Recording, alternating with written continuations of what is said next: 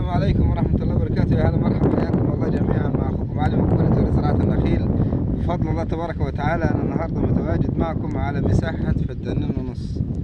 طبعا 2.5 فدان مميزين جدا جدا بما إنهم يعني مساحة قليلة، فهي يعني بتكون في إمكانيات ناس كتير. فواحدة واحدة كده هنطلق مع حضراتكم بسم الله. زي ما انتم شايفين كده الأرض ده تمام لعند العبل اللي قدامنا ده تمام. الارض مش متشجره، ده كم عود هو الراجل صاحبهم زرعهم من كم يوم لحد لعند البيت برضو اللي هناك، يبقى حدها العبل اللي هناك لعند البيت ده لعند اول الذره تمام. والبيت الشعبي ده فيهم، البيت الشعبي ده فيهم حوالي كم طوبه ده مرميه ورا 24,000 طوبه حوالين البيت اهي تمام. الواجهه بتاعت البيت من ناحية التوك توك، من الشارع من ناحية التوك توك تمام. خط البزرامية الصغير ده عند التوك توك، هم عارفين التوك توك. وده البيت الشعبي تمام. دول 2.5 فدان، في عليهم حواليهم 26 أو 27 ألف طوبة بلوك يعني، متنهرة لزراعة الطماطم تقريبا. الأرض هنا يعني بالنسبة لزراعة الطماطم والفلفل والكنتالوب والبتلجان والخضار والخيار والكوسة زي ما انتم شايفين. اساسا الارض هنا التربة بتاعتها يعني في الزراعة الخضار حاجة تبارك الرحمن تمام. وطبعا بتزرع كلمنتينة وتزرع زيتون بالنسبة للاشجار وتزرع نخل وتمام، وتزرع مانجا زي ما انتم شايفين كده، تزرع مانجا. بس ليه بقى الارض ما تزرعش مانجا؟ الارض المانجا ديت لها ميه نيل، تشرب ميه نيل، لكن الارض هنا بتشرب ميه معينه درجة الملوحة 1000 تمام. يعني بالنسبة للخضار وبالنسبة للزيتون وبالنسبة للكلام ده 10/10. لكن بالنسبة للمية بالنسبة للمانجا زي ما انتم شايفين كده، المانجا طبعا مش هينفع فيها الا المانجا دي بتشرب ميه نيل، مش هينفع طبعا في درجة الملوحة 1000.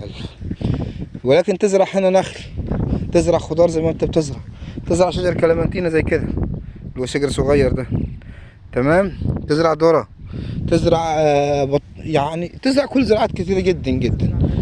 تزرع غلة اهي، كانت مزرعة غلة اهي تمام، تزرع شعير. فاللهم صل على سيدنا محمد صلى الله عليه وسلم. طبعا الارض هنا وضع يد، فيها كهرباء زي ما انتم شايفين كده، وضع يد امن، يعني ناس شاريه من ناس وما فيش اي مشاكل ولا اي مشاكل خالص. واللي عايز يقنن عايز يقنن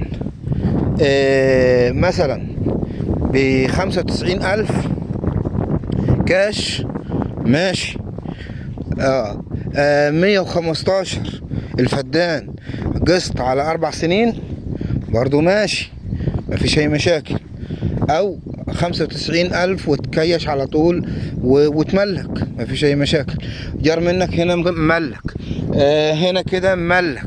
الناحية دي في ناس كتيرة مملكة في المكان، وفي ناس لسه برضو ما ملكتش تمام.